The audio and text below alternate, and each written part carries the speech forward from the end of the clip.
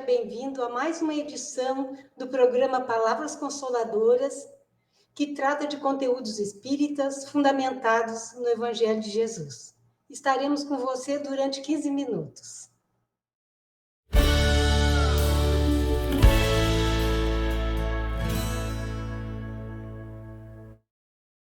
O tema escolhido para hoje é a fé e o seu poder, embasado no Evangelho segundo o Espiritismo. A fé transporta a montanha, capítulo 19, e também em outras fontes contidas na descrição desse vídeo. Está conosco o colega Márcio Festugato, colaborador do Movimento Espírita na Serra Gaúcha, trazendo conhecimentos adquiridos ao longo do tempo na seara espírita. Seja bem-vindo, Márcio. Boa noite, prezados senhores, prezadas senhoras, queridos irmãos espíritas que nos assistem. Quero dizer que é um privilégio poder estar nesse programa procurando trazer palavras de consolo, de fé e esperança. Ok, muito bom. Vamos então ao estudo sobre a fé e o seu poder. Márcio, Kardec inicia esse capítulo 19 inserindo a passagem do capítulo 17 de Mateus, sobre um pai preocupado com seu filho lunático que sofria com ataques de espíritos inferiores. Contou que os seus discípulos não conseguiram curar. Trazendo o menino, o mestre o curou e advertiu aqueles seguidores, asseverando que não conseguiram expulsar os demônios pela falta da fé, pela incredulidade. E ainda ele enfatizou que, tendo uma fé mínima, pequena, do tamanho de um grão de mostarda, basta para realizar qualquer coisa, pois nada será impossível. Ele afirma isso com tanta assertividade que até nos choca, né? Márcio, a que tipo de fé Jesus se referia e tem outros tipos de fé? Essa questão da fé é bastante interessante. Então, primeiro é importante nós darmos o significado da palavra fé em várias situações. A fé, segundo o dicionário, significa confiança, crença, credibilidade. A fé é um sentimento de total confiança, crença em algo ou alguém, mesmo que não haja nenhuma comprovação de ser uma verdade. No sentido próprio do indivíduo, é a confiança que o indivíduo tem na sua capacidade de realizar os desejos da sua vida física. A fé, então, é a certeza que se tem na realização de alguma coisa para atingir determinado objetivo. Nessa situação, nós temos dois tipos de fé. A fé robusta, que dá perseverança, dá energia e os recursos que a gente necessita para vencer os obstáculos. E a fé vacilante, que é aquela fé que vem da incerteza que se tem na realização do objetivo, é a fé insegura. Os que alimentam essa fé vacilante não procuram os meios de vencer porque não acreditam que possam vencer. Do ponto de vista religioso, a fé pode ser de dois tipos também: a fé raciocinada ou a fé cega. A fé cega, que é a mais frequente, aceita tudo. Não raciocina, não analisa, não procura verificar se é verdadeiro ou se é falso. Quando a pessoa se deixa levar ao excesso, vira fanático. A fé raciocinada, ao contrário, é adquirida. Ela está apoiada, baseada no conhecimento, na lógica e na razão.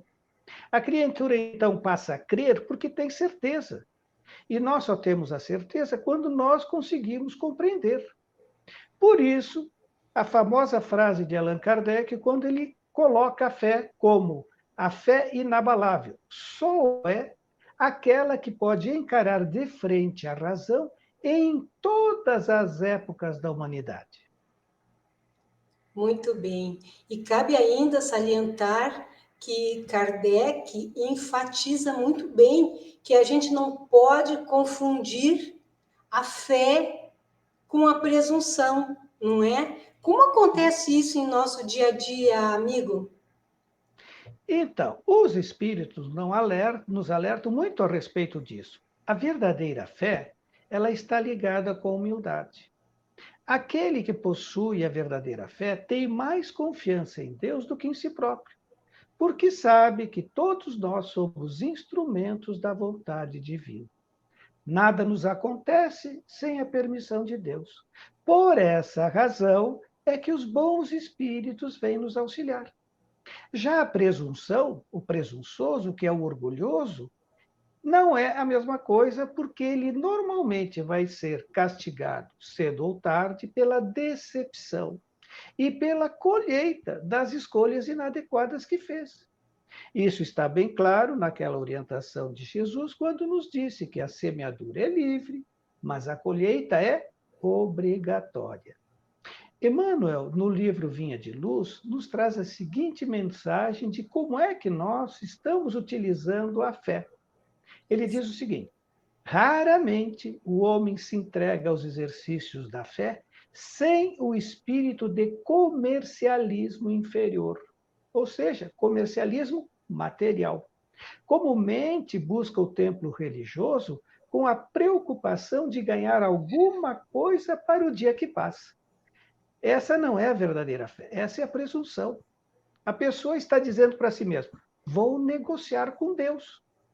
Então, Joana de Ângeles, no livro Jesus e o Evangelho à luz da psicologia profunda, nos traz uma explicação mais exuberante. Ela diz o seguinte: a fé robustece-se com as experiências desta e das existências passadas, e amadurece pelos resultados colhidos nos empreendimentos encetados. Ou seja, as nossas dificuldades que nós vencemos fortalecem a nossa fé. As dificuldades fortalecem a fé.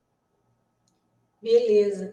E pensando no que tu falou, Márcio, muitas vezes as pessoas, tu que és especialista, médico, as pessoas comem, abusam, se viciam, e muitas vezes elas dizem: Deus vai me ajudar, Deus vai me ajudar na hora, eu não vou ficar com isso ou com aquilo, se Deus quiser, essa gordura que eu vou comer não vai me fazer mal, né? Esse é o tipo de comércio que tu falas, né, Márcio? Sim ou não? Muito bem exemplificado. Ótimo exemplo. Ok. É um dos, né? Para finalizarmos, então, Márcio, depois dessas informações simples e bem explicadas que tu deu, qual é o poder da fé realmente? Como é que a gente vai saber que força ela nos dá? Então, os espíritos nos trazem, através do Evangelho, segundo o Espiritismo, que o poder da fé se demonstra na ação magnética. Então, a ação magnética, o homem atua sobre o fluido. Bom, o que é o fluido? Hoje, o fluido é conhecido na ciência como energia. Então, nós, pela nossa vontade, nós modificamos as qualidades da energia, energia divina, energia original, e nós provocamos uma impulsão, por assim dizer, irresistível. E com isso, as coisas começam a acontecer.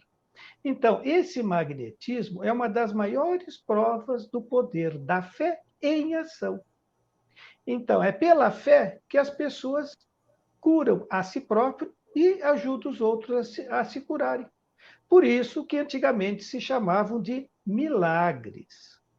Isso quer dizer que a pessoa ela utiliza essa vontade, essa energia, junto com a fé. E com isso, dirigido para o bem, pode operar aqueles fenômenos de cura e muitos outros, tidos antigamente como prodígios, mas que na realidade não passam de efeitos de uma lei natural. Tal o motivo porque Jesus disse a seus apóstolos: se não o curastes, foi porque não tinhais fé. O objetivo da fé constitui a realização da salvação. O que é salvação? Salvar, segundo o Evangelho, significa elevar, purificar, sublimar. Então, pela fé, nós podemos fazer a nossa transformação moral e espiritual, que nos alivia dos dramas de consciência. Aí está a salvação. Então, é o nosso trabalho de remover as montanhas dos nossos vícios e imperfeições. Como? Transformando-as nas virtudes curativas da alma. Por isso que a fé tem que ser ativa.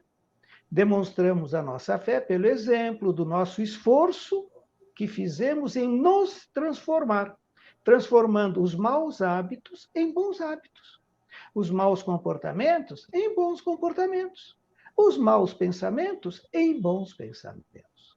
Então, a fé desperta todas as qualidades nobres que encaminham o indivíduo para o bem, para ser bom. Por isso que é a base da regeneração. Estamos na fase da regeneração, que é a nossa transformação moral.